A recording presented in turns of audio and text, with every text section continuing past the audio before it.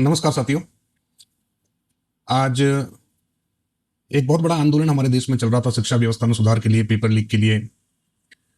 दिल्ली में जंतर मंतर पर बहुत दिनों से प्रोटेस्ट हो रहा था, बहुत रील्स चल रही हैं और आज फाइनली जैन जी की जीत हुई और हमारे शिक्षा मंत्री श्री धर्मेंद्र प्रधान जी ने अपना इस्तीफा दे दिया।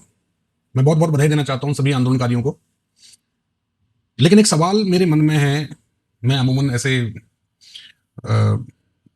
लाइव आता नहीं हूँ, कभी इस मुद्दों पे कम बात करता हूँ, राजनीतिक चर्चा बहुत कम करता हूँ क्योंकि मैं शिक्षाविद हूं, तो मैं चाहता हूं कि शिक्षा पे ही ज्यादा अच्छी बात की जाए तो ज्यादा बेटर है। तो मैं यहाँ पर बीजेपी, कांग्रेस, आम आदमी पार्टी, सीजेपी, मैं किसी की बात नहीं करने वाला हूं। मैं यहाँ पर बात करने वाला हूं भारतीय शिक्षा व्यवस्था की कि क्या वास्तव में एक आदमी के इस्तीफे से भारत की शिक्षा व्यवस्था में सुधार आ जाएगा। भारत की शिक्षा व्यवस्था में सुधार लाने के लिए जमीनी स्तर पर काम करने की आवश्यकता है। मैं नीट तक तो बहुत बाद में जाऊंगा। मैं शुरुआत करता हूं बेसिक स्कूलिंग से, LKG, HKG, first class, 10th class, 12th class, board परीक्षाएं, स्टेट बोर्ड्स, इन सारी बातों से मैं अपनी बात स्टार्ट करता हूं। नीट परीक्षा पर मैं बाद में आऊंगा।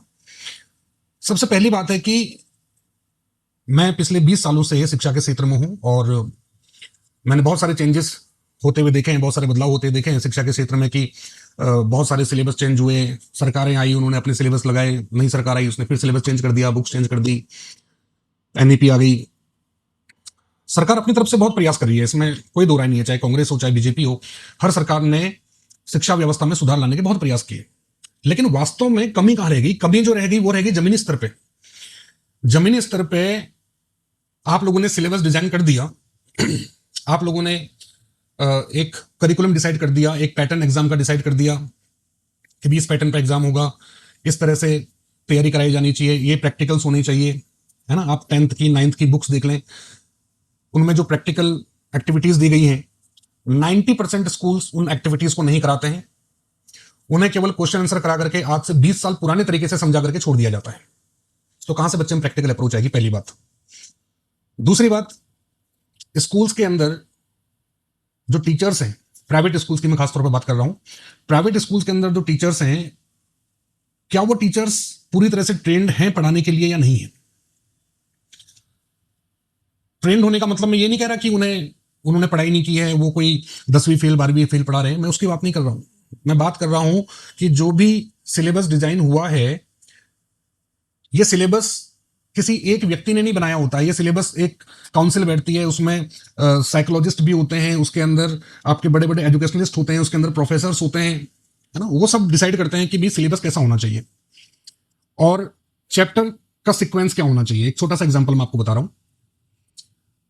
मैं केमिस्ट्री से बिलोंग करता हूं, तो एक छोटा सा केमिस्ट्री का एग्जांपल बताता हूं कि केमिस्ट्री में जब मैं यहां पढ़ाता हूं तो मेरे पास कई स्कूल के बच्चे आते हैं, बोला सर हमारा तो 4th चैप्टर चल रहा है, कोई बोलता है सर हमारा तो 10th चैप्टर चल रहा है। मतलब भाई ऐसे कैसे? मतलब कि भी जब एजुकेशन सिस्टम डिजाइन हुआ है तो इस तरह से डिजाइन हुआ कि जब तक आपने फर्स्ट चैप्टर नहीं पढ़ा आपको सेकंड समझ में नहीं आएगा, आपने सेकंड थर्ड फोर्थ नहीं पढ़े जब आपको फिफ्थ समझ में नहीं आएगा, तो कैसे आप लोग डायरेक्ट 10th चैप्टर करा सकते हैं? कैसे आप डायरेक्ट 6th चैप्टर करा सकते हैं?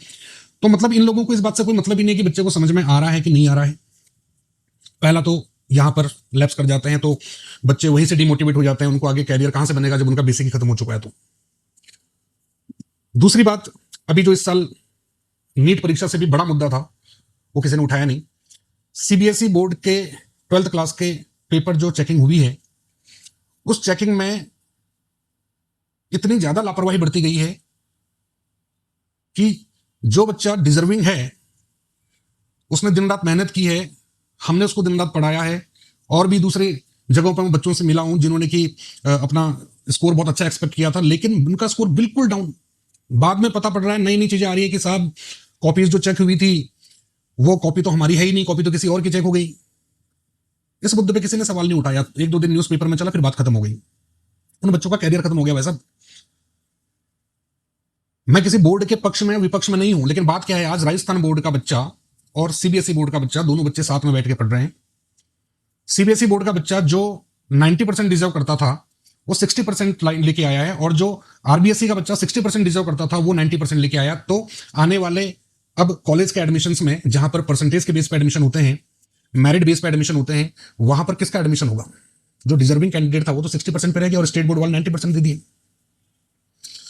तो मतलब मैं कहना ये चाहता हूं कि भाई साहब खामियां जो है ना वो जमीनी स्तर पे हैं, ऊपरी स्तर पे नहीं है। एक एजुकेशन मिनिस्टर का इस्तीफा मांगने से समस्याओं का समाधान नहीं होने वाला है। समस्याओं का समाधान करना है तो जमीनी स्तर पर जाइए। जमीनी स्तर पर जो छोटे छोटे प्ले ग्रुप चल रहे हैं वहां से लेकर के बड़े बड़े कॉलेजेस चल रहे हैं वहां तक आप कमेटी बनाइए।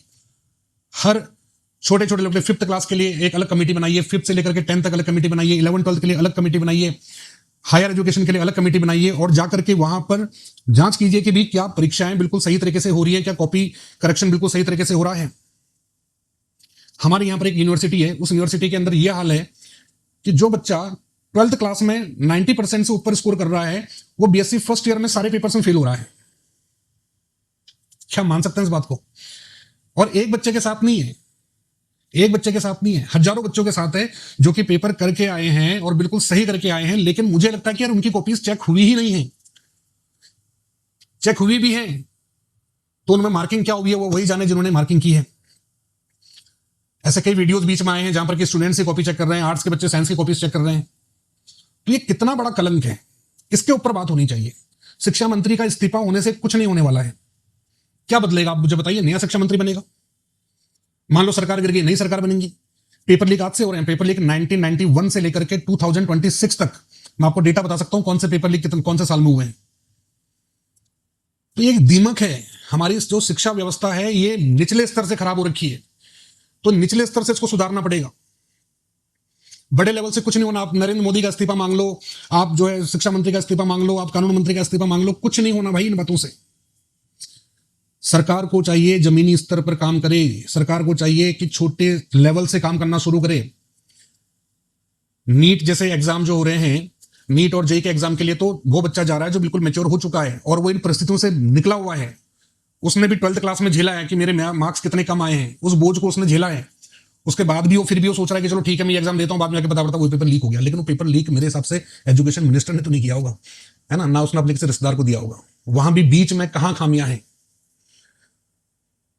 तो पेपर जब बना रहे हैं तो पेपर बनाने के लिए किसी अब तो एआई आ चुका है यार, तो किसी प्रोफेसर की मदद लेने के बजाय आप क्लाउड स्टोरेज का मतलब लो, आप और सोर्सेज का मतलब लो जहां पर कि पेपर को ट्रांसपोर्टेशन और इनकी जरूरत ही ना पड़े, है ना। सीबीटी बेस्ड एग्जाम गवर्नमेंट ने बोल ही दिया कि होगा।